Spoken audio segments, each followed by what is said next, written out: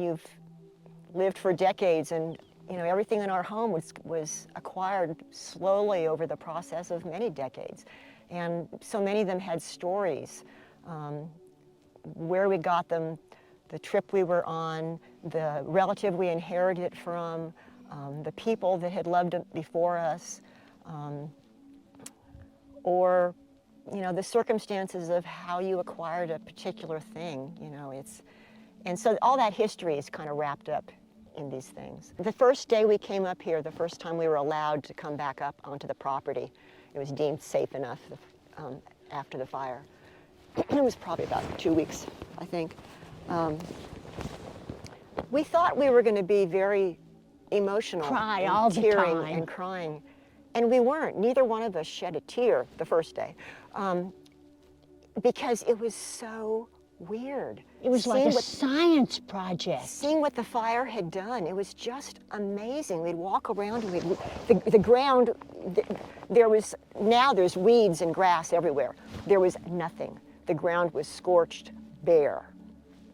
And we'd walk around and look at the scorched earth, and you could see where there were tree roots going down, and the tree roots were still on fire down into the ground, and the ground was kind of opening up around them, and you'd look down at this, and it was just awesome. A big crawfish pot for boiling crawfish. It had melted and then turned into puddles of silver. We were just so stunned and amazed by what the fire had done that and we were probably a little bit numb also, I think, at the time, but there was no tears at that point. The thing that was really surprising, in the library, all these books, you would find a section this thick, and you pick it up. There's no ink on any of the pages, and the pages would disintegrate in your hand. But until it was just ash. But until you touched it, you could still see the form of the book, the form of the pages. It was really weird. The next time we came up onto the property was probably about 4 days later, and we came intending to start digging through the ashes and the debris and see what we could find. All kinds of stuff. We had no idea what might be left, what might be intact. You got to realize here we're talking a 2-story house.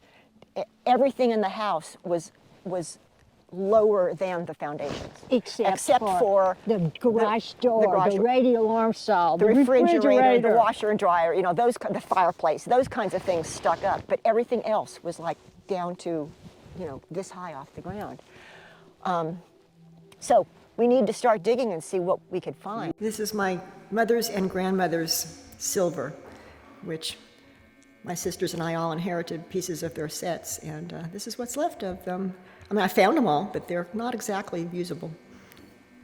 It's like, what do you do with something like this? You can't bear to throw it out, but you can't do anything with it either. This is a gear falcon, and he's got lots of fiberglass that's melted all over him.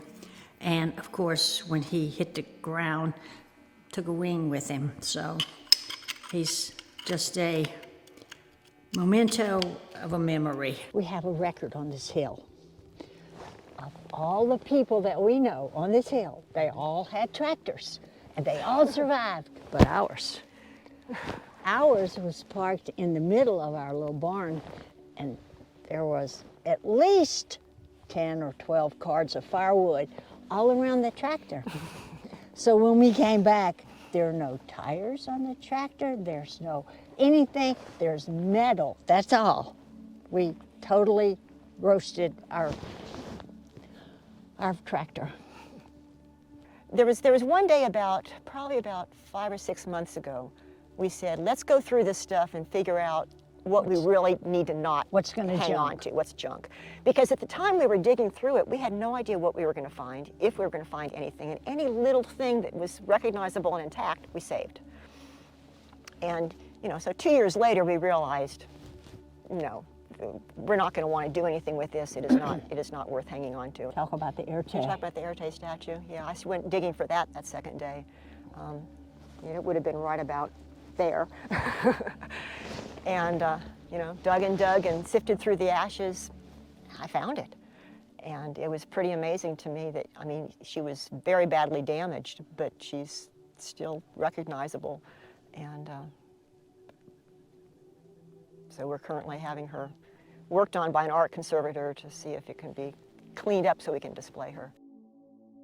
We had a pair of big fancy gates in the fancy entrance. We saved the gates. You'll see them back at our new place. This was a side entrance into the garden. But for example, the wind chimes, I mean, that was something that stayed. It was lying there in the garage for the longest time.